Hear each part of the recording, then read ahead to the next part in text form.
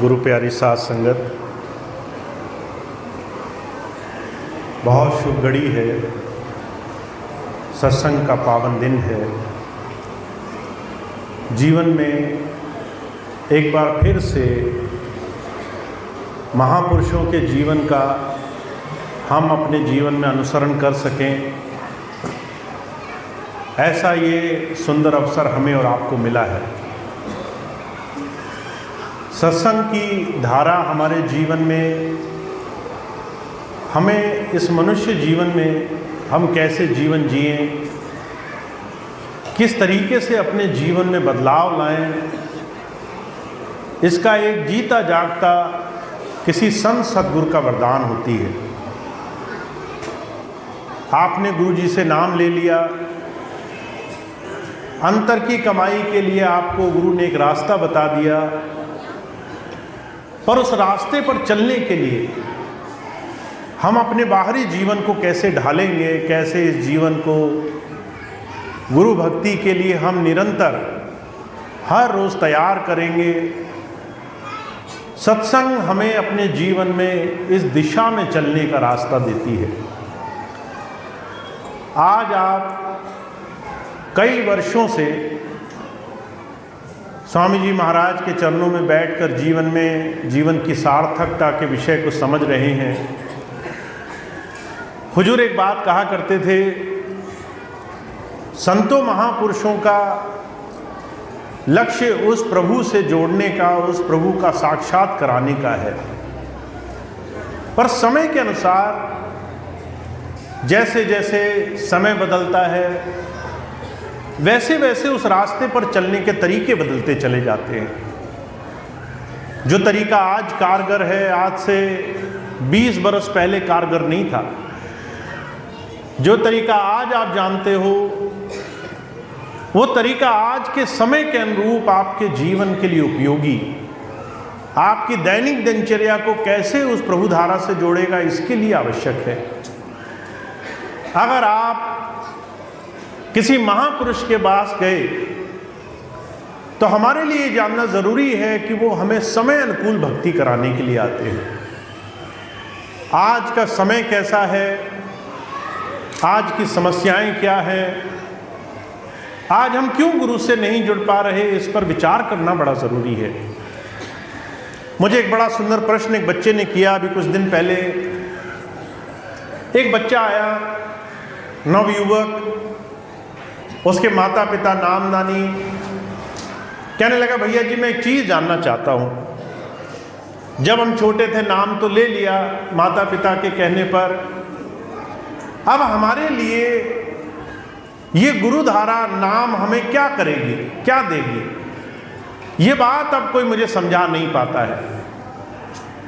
बड़ी बड़ी बातें हैं धर्म कर्म आध्यात्म की, पर मेरे जीवन में मैं अपने आप को कैसे गुरु की तरफ चलता हुआ पाऊँ, मुझे जीवन में क्या फ़ायदा हो जाएगा।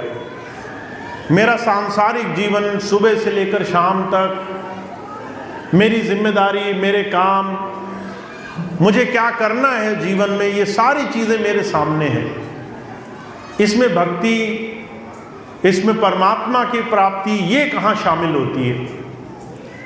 मुझे बड़ा अच्छा लगा कि एक बच्चे ने प्रश्न किया, आज के समय में एक माता पिता के जीवन का कुछ और लक्ष्य रहा होगा, एक बच्चे के जीवन का कुछ और लक्ष्य उसे नजर आता है। वो जिस जीवन से होकर गुजर रहा है उसमें उसके लिए किन चीज़ों की आवश्यकता है। अर्जुन कहा करते थे, जब आप गौर से देखेंगे तो हर एक इंसान की चुनौतियां अलग हैं। कोई अपनी दैनिक समस्याओं से जूझ रहा है, किसी को यही लग रहा है कि मेरे जीवन में मैं आज किसी तरह से अपने संकट से उबर जाऊं। मेरे शरीर के संकट अलग हैं, रोग लगे हैं, तकलीफ़ें हैं, बीमारियां हैं, मैं इससे आगे ही नहीं सोच पा रहा। मेरे जीवन में आर्थिक संकट है, मेरे जीवन में व्यवहारिक बहुत सारी परेशानियां हैं, लोगों की सोच, लोगों की विचारधारा मेरे लिए जो बनी है, मैं उसी से बड़ा परेशान हूँ। लोगों को देख देख कर ही बड़ा नीचा होने का भाव आ रहा है। कि लोग ही मुझे बड़ा नीचा गिराने में लगे हुए हैं। हर एक इंसान की जो समस्याएं हैं, उन समस्याओं को जीवन में समझना, उन समस्याओं का निदान, उन समस्याओं से कैसे हम बच सकेंगे, ये गुरु आपको शाश्वत भाव से, सत्संग से आपके जीवन में लाने की कोशिश करता है। हुजूर कहा करते थे, सबसे पहली बात जो महापुरुष हमें समझा देना चाहते हैं, जो हमारे विश्वास में, हमारे अंतर में हमें मजबूती से स्थापित कर देना चाहते हैं, वो ये कि संसार को, जिसको तुम इतनी मशक्कत से, इतनी मेहनत से, इतने जोर से जीने की कोशिश कर रहे हो, हर एक चीज सही जगह बिठाने की कोशिश कर रहे हो, उसमें सब कुछ तुम्हारे हिसाब से नहीं होगा। इसलिए अपने आप से ये प्रश्न पूछो, क्या इस संसार में सब कुछ तुम्हारे लिए बना है? ये जो कुछ बना है तुम्हें उसमें अपने आप को बनाना है। क्या सारी चीजें तुम्हारे हिसाब से होंगी? तुम चाहते हो जो रास्ता तुमने चुन लिया उसमें सारी चीजें सही से बैठने लग जाएं, तुम्हारे काम अच्छे हों, व्यापार अच्छे हों, तुमने जो सोच रखा है परिवार वैसे चले, आर्थिक स्थिति वैसी हो, क्या ये सारी चीजें तुम्हारे ढांचे में फिट होनी जरूरी है? जब आप इस चीज का प्रश्न पूछोगे तो पाओगे, और अपनी व्यवहारिकता से, अपने अनुभव से पाओगे कि सब कुछ वैसे नहीं हो रहा जैसे आप चाह रहे हो। आप कहते हो मुझे पूरब में जाना है, जीवन आपको पश्चिम की तरफ ढकेल देता है। आप कहते हो मेरा काम ये आज होना चाहिए, वो काम बरसों बरसों तक नहीं होता है। आप कहते हो मैं स्वस्थ रहूं, बीमारियां घेर लेती हैं। आप पाओगे कि आप जीवन में हजार कोशिश कर रहे हो, पूरे दिन लगे हो तन से, मन से, बुद्धि विचार से, सोचने से, 100 वर्षों की आप आगे लिस्ट बनाकर बैठे हो, आज ये करूंगा, कल वो करूंगा, महीने में ये होगा, 10 साल का, 20 साल का, 50 साल का, सब आपने मन में अलग अलग तस्वीर बना रखी है। पर आप पाते हो आपका एक दिन भी आपके नियंत्रण में नहीं है। चाहते कुछ हो, होता कुछ है, करने में कुछ लगे हो, परिणाम कुछ और ही आता है। और आप इस चीज को चाहे खुशी से मानो या दुख से, स्वीकृति एक ऐसी चीज है, बाद में किसी चीज को स्वीकार कर लेना, ये वो चीज है जो हम चाहे कितनी ही मजबूरी पड़े पर हमें करनी ही पड़ जाती है। आज हमारे घर में अचानक डाका पड़ जाए, चाहे आपको कितनी ही ये बात बुरी लगे, माननी पड़ेगी, उस परिस्थिति को स्वीकार करना ही पड़ेगा, चाहे कितने ही दुख से स्वीकार करो। आज कोई बदनामी कर जाए, कोई सामने आ करके हमें बड़ा उल्टा सीधा बोल जाए, चाहे ये बात कितनी ही बुरी लगे, चाहे कितनी ही शिकायत करो, ये बात स्वीकार करनी ही पड़ जाएगी कि हमारा अपमान हो गया। चाहे तुम आर्थिक तौर से कितना ही संसार में लगे हो, अगर घाटा हो गया तो मानना ही पड़ेगा कि वो घाटा हो गया, अब इससे कैसे बचना है। हुजूर एक बात कहते हैं, जीवन चल रहा है ये बात तुम देख रहे हो, जीवन में जो घट रहा है वो तुम्हें मानना ही है, चाहे खुशी से मानो या दुख से मानो, चाहे तुम अपनी मर्जी से मानो, चाहे तुम इसको अपनी बिना मर्जी के मानो। जब सारी चीजें तुम जीवन में जानते बूझते भी उन चीजों को जीवन में तुम अपने अनुरूप नहीं पाते हो, तो तुम्हें इस चीज को स्वीकार करना आना चाहिए। कहा राई बढ़े न तिल घटे जो लिखिया करतार। जीवन में वैसा नहीं होगा जैसे तुम चाहते हो, जीवन वैसा चलेगा जैसे परमात्मा ने तुम्हारे लिए कर्मों का अनुरूप बनाकर लिख दिया है। तुम्हारे जीवन में सुख भी आएंगे तो दुख भी आएंगे, तुम्हारे जीवन में तुम स्वस्थ हो तो बीमारी भी आएगी, तुम्हारे जीवन में अगर तुम्हें आज बहुत सुख का जीवन मिल रहा है तो एक समय ऐसा भी आएगा जब तुम्हारे हाथ से बात निकल जाएगी, जब तुम्हें थोड़ी सी परेशानी होगी। हुजूर एक बात कहते जब तुम्हें सुख मिला तब तुम बड़े खुश हुए, जब अच्छा हुआ तुम्हारे जीवन में तब तुम बड़े आराम में थे, जब तुम्हारे जीवन में चीजें तुम्हारे अनुरूप नहीं हुई तब तुमने भागना क्यों शुरू किया, तब तुम उसके लिए रुदन क्यों मचाने लगे, तब उसके लिए तुम तरह तरह क्यों भागने लगे, अलग अलग तुमने ऐसे प्रयास क्यों शुरू किए जो तुम्हारे बस से अब भी बाहर हैं और तब भी बाहर थे? अभी कुछ दिन पहले मुझे एक बहन जी मिली, बड़े मोटे तिलक लगा करके, तरह तरह की मालाएं पहन करके आई थी। मैंने कहा नाम ले लिया, कहने लगी नाम तो स्वामी जी से ले लिया था। मैंने कहा फिर बड़े दिनों में आना हुआ? कहने लगी हाँ, बीच में बड़े संकट थे, अलग अलग जगह तरह तरह के साधनों में मैं गई। मैंने थोड़ा सा और वृत्तांत पूछा, मैंने थोड़ा खुल के बताओ। कहने लगी बीच में समय ऐसा आया, तकलीफ हुई, तो लोगों ने कहा तुम्हारे घर में बड़े संकट हैं, शनिदेव विराजमान हैं, ये परेशानी है, वो परेशानी है, तुम पूजा नहीं करती इसलिए परेशानी है तुम्हें। अब धीरे धीरे जब वही बात कही तो कहने लगी मेरे मन में विचार आया, एक बार करने से कोई परेशानी नहीं होगी। किसी के कहने पर मैं गई, पहले मंदिर गई, फिर बालाजी गई, फिर 10 जगह और गई, और धीरे धीरे लगा कि यही शायद मेरी समस्या का समाधान होगा। जो संसार में भूत और भविष्य जानता है, जो ये बता सकता है कि तुम्हारे कल ये हुआ था और तुम्हारे कल ये होने की संभावना है, वो तो बदलने की क्षमता भी रखता होगा। मन में विचार आ गया ऐसे लोगों के पास जाने से जीवन मेरे हिसाब से चलेगा, और मैं वहाँ जाने लगी। कहने लगी मैं वहाँ इतना गई, इतने मैंने अनुष्ठान किए, तरह तरह के व्रत रखे, कभी ये चढ़ावा कभी वो चढ़ावा, इतनी इतनी बातें मानी मैंने, पर मैंने इतने लंबे समय में पाया कि मेरे जीवन में वो फिर भी नहीं हुआ जो मैं चाहती थी। मैंने जो मांगा वो फिर भी नहीं मिला। कभी एक जगह, कभी दूसरी जगह, कभी 4 जगह, भागते भागते मैं थक गई। अब मन में आता है गुरु जी की ही शरण क्या बुरी थी, जहाँ पहले गई थी। ये मानना ही तो था कि सब कुछ तुम्हारे हिसाब से नहीं चलेगा, जो तुम कहती हो हर एक बात पूरी करना उस प्रभु का काम नहीं है, तुम्हारे मन की हर एक इच्छा पूरा करना प्रभु नहीं चाहता है।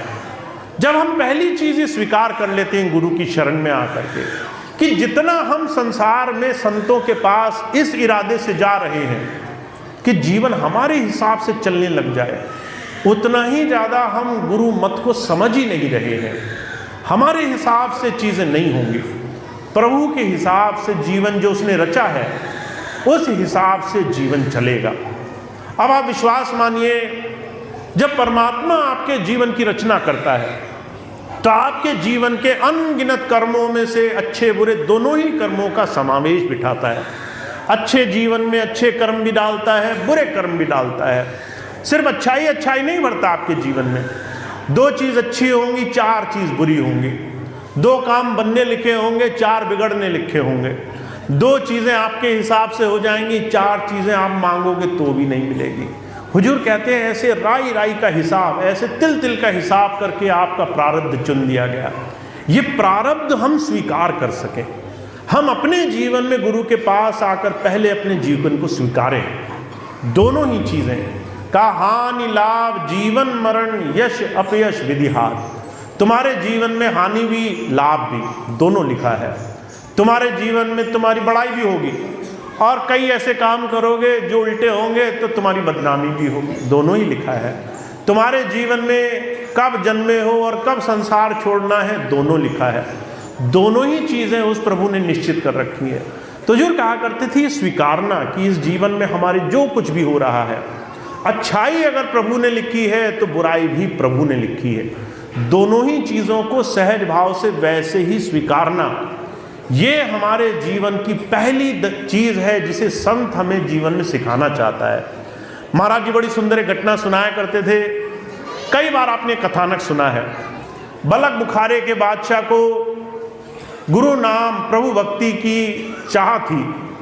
जब कबीर साहब ने उसको दर्शन दिए, वो काशी गया तो कबीर साहब ने उसे अपनी सेवा में रख लिया, पर 12 साल नाम नहीं दिया। 12 साल कबीर साहब उसे क्या सिखाते रहे? स्वीकार करना क्या होता है। जीवन में जो कुछ भी है वो उस प्रभु का भाणा है, उसकी मौज है। तुम्हारे जीवन में तुम आज जो करना चाहो वो तुम्हारे हिसाब से चले, बहुत अच्छा। तुम्हारे हिसाब से ना हो तो प्रभु इच्छा, वो प्रभु का भाणा है, वो उसकी मौज है, उसे भी वैसी सहजता से स्वीकार करना है। आखिरी वृत्तांत आता है बुखारे के बादशाह का।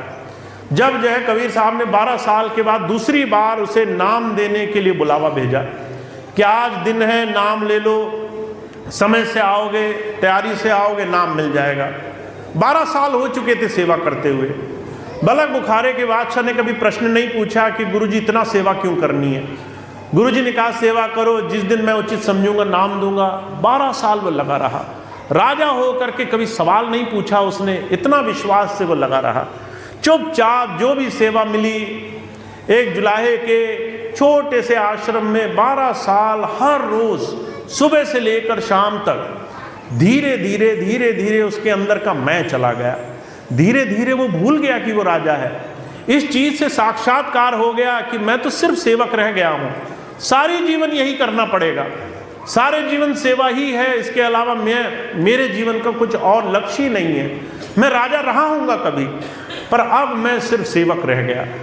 12 साल बाद जब दूसरी बार बलक बुखारे के बादशाह को बुलावा भेजा गया, माता लोई ने कबीर साहब के कहने पर उसके ऊपर गंदगी डाली। बलक बुखारे के बादशाह के ऊपर जैसे ही गंदगी पड़ी तो मन में जो था वो बाहर निकल गया। मन में से विचार निकला कि शायद मेरे कर्म बड़े खराब रहे होंगे, नहीं तो कबीर साहब मुझे नाम दे देते। आज भी शायद वो मौका नहीं था, इसलिए आज भी ये पल मेरे हाथ से निकल गया। हुजूर कहा करते थे, ये बात संत हमें और आपको समझा देना चाहता है, तुम्हारे अंदर जो होगा वही तुम्हारी असलियत है। तुम जब अचानक किसी स्थिति में पहुंचोगे और अचानक जो तुम्हारे अंदर से निकलेगा वो तुम्हारी मनोवृत्ति है, वो तुम सीखे हो आज तक। इस चीज को संत हमें हमारे गृहस्थ से सिखा देना चाहते हैं कि तुम गुरु को कितना मानने लगे, कितना स्वीकार करने लगे, अपने रोज के संग्राम से सीखो। अभी आप घर जाएंगे, जब घर पहुंचेंगे तो अचानक कोई आपके पास आएगा, पत्नी आएगी, 2 बार कोई बात कहेगी तो आप झुंझला जाएंगे। माता पिता 2 बार एक ही बात को कह देंगे तो आपका सब्र खत्म हो जाएगा, धैर्य खत्म हो जाएगा। बच्चा आपसे बार बार एक बात कहेगा तो आपके अंदर से गुस्सा निकलेगा, आप 2-4 उसको तमाचे मार देंगे। महाराज जी कहा करते थे, ये तुम एक जगह नहीं कर रहे, यही तुम हो, यही तुम्हारे अंदर भरा हुआ है, यही तुम्हारा असलियत है, यही तुम्हारा आचरण है। जब तुम अंदर से दुनिया के इन विकारों से भरे हुए हो तो इन विकारों के अंदर गुरु नाम, गुरु की कमाई, गुरु की दया मेहर कैसे समा सकेगी। संत हमें और आपको ये आईना दिखाना चाहता है हर रोज सत्संग से कि हमारा जीवन जब तक पलटेगा नहीं, जब तक अंदर से हमारे अंदर के तमाम छोटे छोटे विकार निकलेंगे नहीं, जब तक हम सहजता से गुरु के दिए हुए जीवन को स्वीकार नहीं कर लेंगे, जो कुछ है उसमें सहज हो जाओ। तुम्हारे जीवन में जो कुछ हो रहा है उसको उस प्रभु की मौज और उसकी दया मेहर मानने वाले बनो। उसके लिए अपने जीवन का निर्माण ऐसा करो कि लोग तुम्हारे जीवन को देख करके कुछ समझने वाले बने। हम जब भी चाहते हैं अपने जीवन में कुछ करना, हुजूर कहा करते थे वो पहले हमसे शुरू होगा। अगर हमने अपने जीवन में वो चीज़ अपने जीवन का हिस्सा बना ली तो ही वो हमारी आत्मा की कमाई का साधन बनेगी। अब बहुत से लोग कहेंगे, भैया जी अगर हम ऐसे जीने लगे, अगर हमने किसी को कुछ कहा नहीं, अगर हमने किसी को उनके तरीके से समझाया नहीं तो कोई हमारी सुनेगा नहीं, अगर बच्चे को डांटा नहीं तो बच्चे बात नहीं मानेंगे, घर में हंगामा नहीं मचाया, संग्राम इकट्ठा नहीं किया, घर में जाकर के तूफान नहीं खड़ा किया तो घर हमारे बस से बाहर निकल जाएगा। पर महाराज जी एक बड़ी सुंदर बात कहा करते थे, इतना समय तो हो गया तुम्हारा ये संग्राम झेलते हुए, तुम जो है कब से लगे हो अपने बच्चों को समझाने में। क्या तुम्हारे क्रोध से किसी बच्चे के अंदर बदलाव आया? किसी के अंदर बदलाव नहीं आया। मैं बहुत से भाई बहनों को समझाने की कोशिश करता हूँ, जब आप किसी पर क्रोध होते हो, उस क्रोध से वो उस वक्त सिर्फ अनिष्ट की आशा से कि यहाँ पर मुझे दुख होगा, वो चुप होकर बैठ जाता है, पर आपकी बात नहीं मानता, वो आपकी बात जीवन में उतार नहीं लेता। नहीं तो एक बच्चे को डांटने के बाद जीवन भर दोबारा डांटने की आवश्यकता नहीं होती, नहीं तो एक बार किसी को ये बताने के बाद कि ये बात मुझे अच्छी नहीं लगे, जीवन भर बताने की आवश्यकता नहीं होती। अगर आप कहो कि मैं समझाना चाहता हूँ, अगर कोई समझ गया होता आपके तरीक़ों से तो अगले दिन दोबारा संग्राम में जाने की आवश्यकता नहीं होती। पर यह हमारा दैनिक जीवन बताता है, हमें हर रोज़ एक ही चीज़ दोहरानी पड़ती है, बच्चों को बार बार एक ही चीज़ के लिए डांटना पड़ता है, माँ बाप को बार बार एक ही चीज़ को कहना पड़ता है, पति पत्नी के बीच में एक ही चीज़ के लिए झंझट होते हैं, पड़ोसियों के बीच में, सत्संगियों के बीच में झंझट होते हैं। कारण क्या है? तरीके आपने जो बनाए हैं उससे कुछ बदलाव नहीं हो रहा है। आपको लगता है कि अगर कोई गाय भैंस हो उसको आप जो है छड़ी से हटकार दो तो वो हमेशा के लिए मान जाएगी, पर जो कहा करते थे मनुष्य मनुष्यता से माने जाते हैं।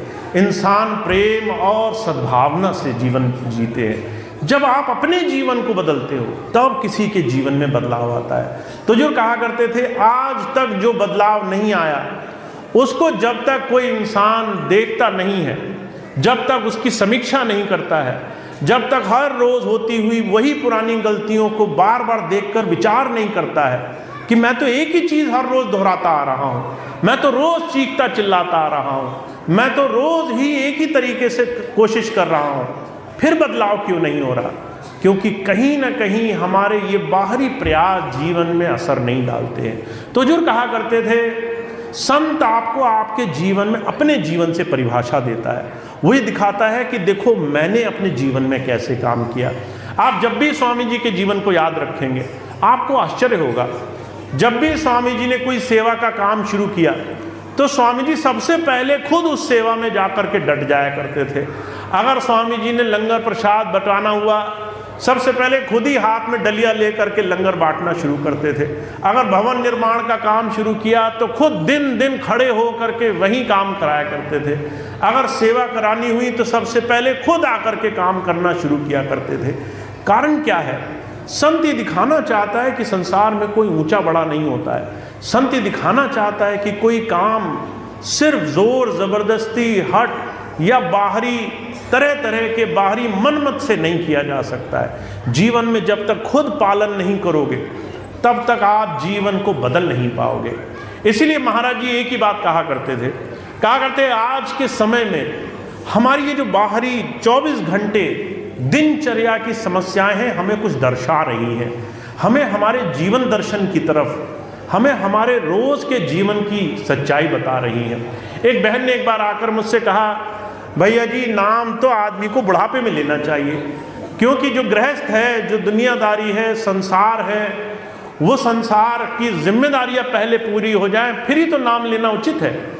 मैंने उनसे कहा तुम फिर धर्म को, आध्यात्म को, भक्ति को समझ ही नहीं पाए। गृहस्थ ही तुम्हें तुम्हारे संन्यास का दर्शन करा रहा है। तुम्हारी ये जो 24 घंटे की दिनचर्या है वही तुम्हें आईना दिखा रही है। तुम किस लायक हो, तुम किस जगह जाने के लिए तैयार हो, ये तुम्हें तुम्हारा गृहस्थ समझाता है। जब तुम गृहस्थ में रहते हो तो जो कहा करते थे गृहस्थ में तुम्हें तुम्हारे 1000 तरह के विरोधी मिलेंगे। कुछ ऐसे होंगे जो तुम्हारे मन से बात मानेंगे, नहीं मानेंगे।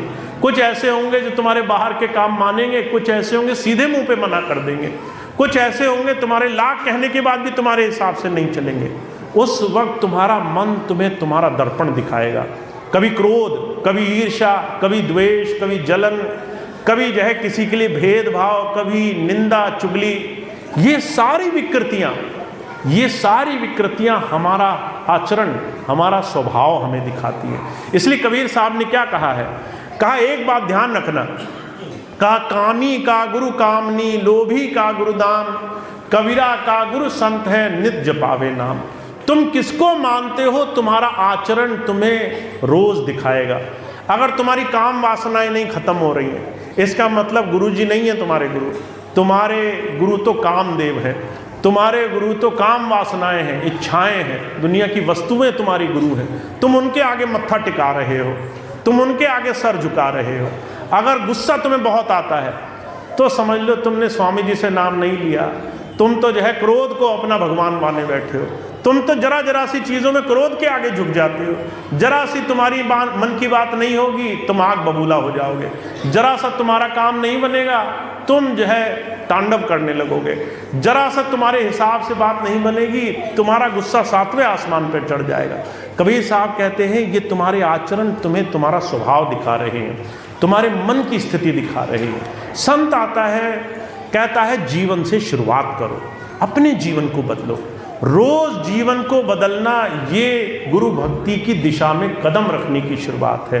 हर रोज उठो, का सूरमा का रण में जूझना, घड़ी एक का काम, नित उठ मन से जूझना बिन खांडे संग्राम। तुम रोज उठोगे, जो भी तुमने कल किया होगा ये मन उसे मिट्टी में मिला देगा।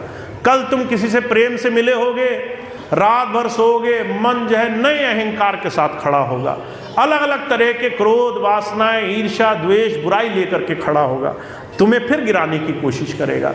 कोई जो है तुम्हारे पास प्यार से आएगा बात करने, मन कहेगा ये बड़ा नीचा आदमी है, ये बड़ा तुच्छ प्राणी है, ये बड़ा छोटा है, इसको डांट कर भगा दो, इसको गालियां दो, इसको जो है डांट करके यहाँ से दूर करो। कहते रोज मन तुम्हारे खिलाफ खड़ा होगा। सूरमा वो है, सत्संगी वो है, नाम वाला वो है जो रोज इस मन को हराएगा, जो रोज इस मन को ये कहेगा कि मैं गुरु का शिष्य हूँ, मैंने गुरु से प्रेम सीखा है, सेवा सीखी है, सत्संगत सीखी है, विनम्रता सीखी है। और ईसा मसीह एक बात कहा करते थे तुम गुरु से जुड़ गए, इसकी क्या पहचान है? कहा है कि जो गुरु से जुड़ा है उसके अंदर विनम्रता का फल लगेगा। और जिस शाख पर फल लगे होते हैं, जिस टहनी पर फल लगे होते हैं, कभी आप गौर से देखना, वो टहनी झुकने लग जाती है, वो नीचे की तरफ आने लग जाती है। जिस पे जितने ज़्यादा फल लगे होंगे वो उतनी ज़्यादा झुकने लग जाएगी। तुम में जितने ज़्यादा अच्छाइयों के गुण लगेंगे उतने तुम झुक कर रहोगे, उतने संसार की लड़ाइयों से तुम बचने की कोशिश करोगे, उतने संसार की तरह तरह की लड़ाइयाँ तुम्हें सरदर्द मालूम पड़ेंगी। तुम्हें लगेगा यहाँ मैं इससे लड़ूंगा और मेरा भजन बिगड़ जाएगा, यहाँ मैं जो है इससे जाकर बहस करूँगा और मेरे भजन में फर्क पड़ेगा, यहाँ मैं इसे तू मैं करूँगा और मेरा मन काला हो जाएगा। आप अपना भजन बचाने लग जाओगे, आप अपने मन को संभालने लग जाओगे। आप कहोगे संसार के लोग निंदा, चुगली, बुराई, लोग किसी की बुराई कर रहे हैं, ये तो मेरा भजन बिगाड़ने वाले साधन है। आप उनसे बचने लग जाओगे, उनसे कटने लग जाओगे। तो हमारे महाराज जी एक बात कहते तुम इस संसार को भोग मत समझना। ये दुनिया सिर्फ दुनिया की चीज़ों में रगड़ने के साधन नहीं है। गुरु जी आईना दिखाते हैं इसके माध्यम से। एक तरफ तुम्हें नाम देते हैं, दूसरी तरफ तुम्हें गृहस्थ में भेजकर कहते हैं देखो तुम क्या हो। अब तुम्हें अगर अपने आप को सच में आईना दिखाना है तो तुम सुबह से लेकर शाम तक तुम कैसे व्यवहार करते हो इसकी याद रखना। जब तुम सुबह उठो और शाम तक तुमसे 100 लोग मिलेंगे आकर, ध्यान देना तुम कैसे बात करते हो, तुम कैसे व्यवहार करते हो, मन में कैसे व्यवहार आते हैं। क्योंकि हुजूर कहा करते थे चाहे लाख संत सदगुरु आ जाएं, जब तक तुम गुरु जी की बात पर मत्था नहीं टिकाओगे, जब तक तुम गुरु जी की बात दिल में नहीं रखोगे, तब तक गुरु जी की बात तुम्हारे हृदय में नहीं समाएगी। तो स्वामी जी ने नाम दे दिया, भैया जी चाहे लाख पीछे पड़े हों, पर जो है जैसे ही सत्संग से बाहर निकलते ही कोई दिखा और तुमने वहाँ जा कर के संग्राम छेड़ दिया तो समझ लो सत्संग में सुना सुनाया सब किनारे धर दिया, सब किनारे हो गया, सब एक पल में तुमने सफाया कर दिया। तो इस बात का जीवन में ध्यान रखना, ये कोई और नहीं सिखा सकता है। हुजूर कहा करते थे दुनिया में हर एक चीज़ तुम्हें कोई ना कोई बताएगा। तुम अच्छा कर रहे हो, बुरा कर रहे हो, लोग 10 आएंगे बताने के लिए। सुकरात के जीवन की घटना आती है। सुकरात एक बार कहीं जा रहे थे, एक आदमी आया उनको बहलाने के भाव से, कहने लगा जिन लोगों के साथ तुम घूमते हो ये बड़े बुरे लोग हैं, इन बुरे लोगों की बात मैं तुम्हें बता दूं तो तुम इनसे मित्रता तोड़ बैठो। सुकरात समझ गया निंदक है, निंदा करने आया है, बुराई करेगा किसी की, इसकी चुगली उसकी करेगा, उसकी चुगली उसकी करेगा। सुकरात उसको कुछ सिखाना चाहते थे। तो सुकरात कहने लगे मेरे 3 सवाल का जवाब दो। पहला सवाल पूछा, कहने लगे ये बताओ जब तुम इस भाई के बारे में कुछ बोलोगे तो ये तुम्हारी आंखों देखी, तुम्हारे खुद के अनुभव की चीज़ें हैं या सुनी सुनाई चीज़ें हैं? तो वो कहने लगा मैंने खुद तो नहीं देखी हैं, मैंने अपना अनुभव नहीं किया है जिसके बारे में बुरा बोलना चाहता हूँ। मैं तुम्हारे बारे में जो बुरा बोलना चाहता हूँ ये सुनी सुनाई चीज़ है, किसी ने बताई, मुझे ज़रूरी लगी, मैं तुम्हें बताना चाहता हूँ, मैंने खुद नहीं देखी। तो सुकरात कहने लगे पहली चीज़ तुमने खुद नहीं देखी। दूसरी चीज़ बोली क्या ये ऐसी चीज़ है जिससे मेरा भला हो जाएगा? कहने लगे तुम्हारा भला भी नहीं होगा, इसमें अच्छा ही कुछ नहीं है, निंदा है, बुराई है, उल्टी बातें, तुम्हारा क्या भला होना है? तीसरी चीज़ सुकरात ने पूछी, भाई क्या मेरी मित्रता बनी रहेगी इसके बाद? क्या मैं अपने मित्र का दोस्त बना रहूँगा? कहने लगे शायद दोस्ती भी टूट जाए, ऐसी बात है। तो सुकरात उल्टे चल दिए, कहने लगे अब तुम्हारी बात नहीं सुननी। तो वो आदमी बड़ा आश्चर्य में पड़ा, कि बताओ मैं कुछ बताना चाहता हूँ, ये सुनने को तैयार नहीं है। सुकरात कहने लगे, ना आंखों देखी है, न मित्रता रहेगी इसके बाद, और न इस बात में मेरी कुछ अच्छाई है, कुछ फायदा नहीं है मेरा। तो बताओ मैं तुम्हारी बात को सुनकर अपना समय क्यों बर्बाद करूं, जहां मुझे कुछ भी नहीं मिलना है, सिर्फ मेरा बुरा ही बुरा होना है, ऐसी चीज सुनने का मुझे कोई संज्ञान नहीं। तो आप अगर सत्संगी हैं तो आप इस चीज को दिल में गांठ बांध लो, जब तक कोई अपनी आंखों देखी बात न सुनो तब तक उस बात को कान से ना आने दो, उसको दिल तक ना पहुंचने दो, उस बात को वहीं खारिज कर दो कि तो सुनी सुनाई है, इस बात में कुछ सच्चाई नहीं है। अगर वो बात कोई कान तक पहुंच भी जाए तो फ़ायदा ढूंढ लेना पहले उसमें कि क्या मेरा इसमें फ़ायदा होगा। दूसरे की बुराई करने में मुझे तो 2 पैसे का फ़ायदा होना चाहिए, नहीं हो तो छोड़ देना। और अगर तीसरी चीज़ पता चले कि बरसों की मित्रता एक छोटी सी बात पर खराब हो जाएगी, वो भी सुनी सुनाई बात पर, तो जो है उस चीज़ पर कान मत लगाना। तो जो कहा करते थे जीवन बनाना पड़ता है, जीवन को हमें साधना पड़ता है, इस जीवन को साधना से हमें जोड़ने के लिए जीवन में अंकुश लगाने पड़ते हैं। तो आप सब बहुत प्रेमी भाई बहन हैं, मैं आप सबको बहुत अच्छे से जानता हूँ। मैं बस ये आपको बताना चाहता हूँ कि अंकुश लगाने में बड़ी देरी कर रहे हो, बहुत बातें सुन जाते हो पर जो है अंकुश नहीं लगाते हो, घर जा कर के वही सबकी सुनते हो, सबकी मानते हो, और गुरु जी की एक सुन के भी जीवन में उतारने के लिए अभी देरी कर रहे हो। तो अभी इस बात पर ध्यान देना है कि हम अपने मन को मजबूत करें, अपने जीवन को सुधार की तरफ ले जाएं। गुरु नाम में इतना रस आने लगे दूसरी चीज़ों के रस गायब हो जाएं, गुरु जी की याद में इतना रस आने लगे कि दूसरी चीज़ों के शौक खत्म हो जाए। ऐसी चीज़ें करने के लिए आपको जतन करना पड़ेगा, संकल्प लेना पड़ेगा, व्रत लेना पड़ेगा। अभी एक बहन मेरे पास आई कुछ दिन पहले, मैंने उनसे कहा कि भाई करवा चौथ का व्रत रखती हो, अगर जो है तुम्हें पता चल जाए कि तुम अकेले रखती हो, तुम्हारे पति नहीं रखते हैं व्रत, तुम तो जो है उनकी लंबी उम्र कर दोगी और तुम्हारी उम्र छोटी हो जाएगी। मैंने हास्य में कहा, मैंने ऐसे ही उनसे मजाक किया कि भैया तुम्हारी उम्र छोटी हो जाएगी, तुम व्रत मत रखा करो, या उनसे कहो कि वो भी व्रत रखें। कहने लगे भैया जी कैसी बात करते हैं, वो व्रत थोड़ी ना रखेंगे, हम ही व्रत रखेंगे। मैंने देखा इतना उनका दृढ़ संकल्प, कोई संकल्प तोड़ने को तैयार नहीं।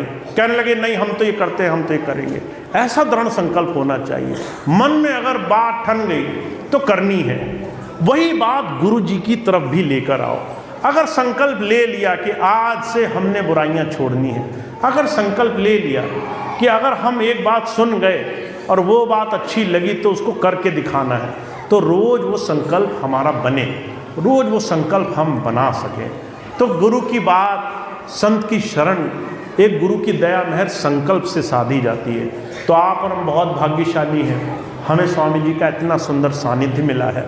पर इस सानिध्य का लाभ आप कमाओगे संकल्प से, जब व्रत लोगे, जब मन में ठान लोगे कि मैंने अपने जीवन को अच्छा बनाना है, अपने जीवन में निंदा चुगली छोड़नी है, अपने जीवन में विश्वास गुरु पे बनाना है, अच्छा और बुरा दोनों, ये गुरु की दया है। इसलिए मुझे घबराना नहीं है। आज अगर मेरा खराब समय चल रहा है तो कल ये समय अच्छा भी हो जाएगा, और अगर अच्छा हो गया तो ऐसा नहीं कि अच्छा ही बना रहेगा, उसमें फिर कुछ त्रुटियां भी आएंगी। ये जीवन का नियम है, इससे तुम सीखते चलो, जीवन में गुरु के विश्वास धारा से अपने जीवन का असली काम बनाते चलो, जिससे जीवन की सार्थकता मिले। तो इतनी बात कह के मैं अपनी बात समाप्त करूँगा। बात तो बहुत सारी आप कहो सुनो, पर हमारे जीवन में गुरु की बात आचरण कैसे बने, ये बहुत बड़ा हर एक सत्संगी के सामने संघर्ष रहा है। उस संघर्ष को हम और आप कैसे अपने जीवन में लाएंगे, अपने बाहरी जीवन को कैसे हम गुरु की बात से सजाएंगे, ये हमारा एक बहुत बड़ा मनोरथ होना चाहिए।